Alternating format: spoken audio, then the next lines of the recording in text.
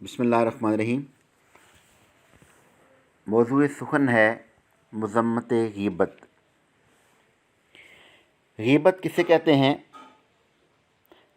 اس بارے ایک حدیث سے مبارکہ ملاحظہ فرمائیں جس کو حضرت ابو ہریرہ رضی اللہ تعالیٰ عنہ نے روایت کیا ہے۔ رسول اکرم صلی اللہ علیہ وسلم نے فرمایا، کیا تم جانتے ہو کہ غیبت کیا ہے؟ انہوں نے کہا کہ اللہ اور اس کا رسول بہتر جانتا ہے۔ تو حضور صلی اللہ علیہ وسلم نے فرمایا کہ تیرا اپنے بھائی کی ناپسندیدہ بات بیان کرنا۔ عرض کیا گیا کہ اگر وہ برائی میرے بھائی میں ہو تو کیا حکم ہے؟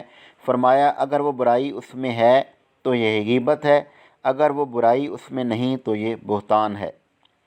غیبت کی حقیقت کو واضح کرتے ہوئے سیدنا امام غزالی رحمۃ اللہ علیہ نے کیمیائے سعادت میں فرمایا ہے کہ جاننا چاہے کہ غیبت وہ ہے جو کوئی بات کسی شخص کی عدم موجودگی میں کہی جائے اور وہ بات ایسی ہو اگر اس کی موجودگی میں کرتے تو اس سے ضرور اس سے کراہت پیدا ہوتی۔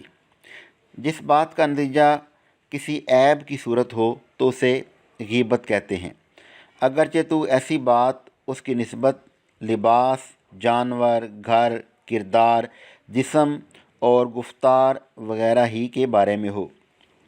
کسی کے بدن کے بارے میں یہ کہنا کہ فلاں آدمی لمبا کالا ہے، زرد ہے، اور نسب کے بارے میں یہ کہنا کہ فلاں شخص غلام کا بچہ ہے یا فلاں گھٹیا خاندان سے متعلق ہے، اور سیرت کے بارے میں یہ کہنا کہ فلاں بد زبان یا متکبر ہے یا بزدل اور عاجز ہے، اور افعال کے بارے میں یہ کہنا کہ فلاں جھوٹا، خائن اور بے نمازی ہے، یا یہ کہ قرآن غلط پڑھتا ہے، کپڑے صاف نہیں پہنتا، زکوٰۃ نہیں دیتا، زبان چلاتا ہے، بہت کھاتا ہے، بہت سوتا ہے، یا لباس کے بارے میں کہنا کہ ڈھیلی آستین والا ہے، یا اس کا دامن بہت لمبا، یا لباس بہت میلا کچیلا ہے۔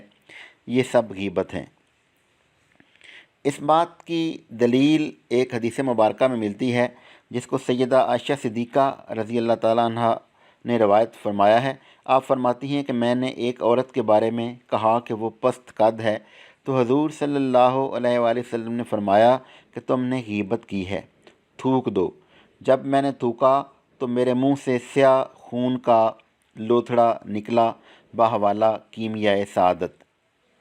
حضرت جابر بن عبداللہ رضی اللہ تعالیٰ عنہ فرماتے ہیں کہ حضور صلی اللہ علیہ وآلہ وسلم کے زمانہ میں غیبت کی بدبو فوراً ظاہر ہو جاتی تھی، کیونکہ غیبت بہت کم ہوتی تھی، مگر اس زمانے میں غیبت بہت زیادہ ہو چکی ہے، ناک غیبت کی بدبو سے بھرے ہوئے ہیں، لہذا اس کی بدبو محسوس نہیں ہوتی، بحوالہ مکاشفۃ القلوب۔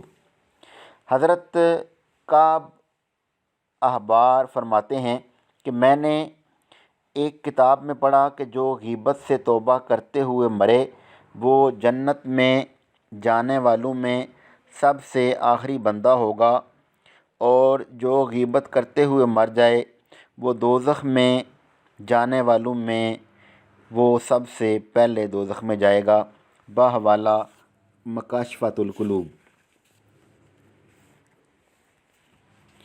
رسول اکرم صلی اللہ علیہ وآلہ وسلم نے فرمایا کہ جس نے اپنے مسلمان بھائی کی غیبت کی تو اللہ تعالیٰ بروز قیامت اس کے چہرے کو اس کی پیٹھ کی طرف پھیر دے گا۔ آقا کریم صلی اللہ علیہ وسلم نے فرمایا کہ غیبت سے بچو، اس میں 3 آفتیں ہیں، اس کی دعا قبول نہیں ہوتی، اس کی کوئی نیکی قبول نہیں ہوتی، اس پر گناہ در گناہ جمع ہوتے ہیں۔ غیبت کرنے والا شخص اپنی نیکیوں سے محروم ہو جاتا ہے، اور جس کی غیبت کی گئی ہو وہ اس کی نیکیوں کا مالک بن جاتا ہے۔ حضرت ابو امامہ باہلی فرماتے ہیں کہ ایک شخص کو بروز قیامت نامہ اعمال دیا جائے گا تو اسے اس میں ایسی نیکیاں نظر آئیں گی جو اس نے نہیں کی ہوں گی۔ عرض کرے گا، اے میرے پروردگار، یہ نیکیاں کہاں سے آئیں؟ اللہ تعالیٰ فرمائے گا، یہ وہ نیکیاں ہیں جو لوگ تیری غیبت کرتے تھے اور تجھے پتہ نہیں ہوتا تھا۔ بحوالہ تنبیہ الغافلین۔ حضرت حسن بصری کو ایک شخص نے بتایا کہ فلاں نے آپ کی غیبت کی ہے۔ آپ نے تازہ کھجوروں کا ایک تھال انہیں اس پیغام کے ساتھ بھیجا کہ مجھے پتہ چلا ہے کہ آپ نے مجھے اپنی نیکیوں کا تحفہ بھیجا ہے، اس لیے میں نے اس کا بدلہ دینے کا سوچا، لیکن یہ معذرت بھی قبول کر لو کہ میں آپ کا پورا بدلہ نہیں دے سکا۔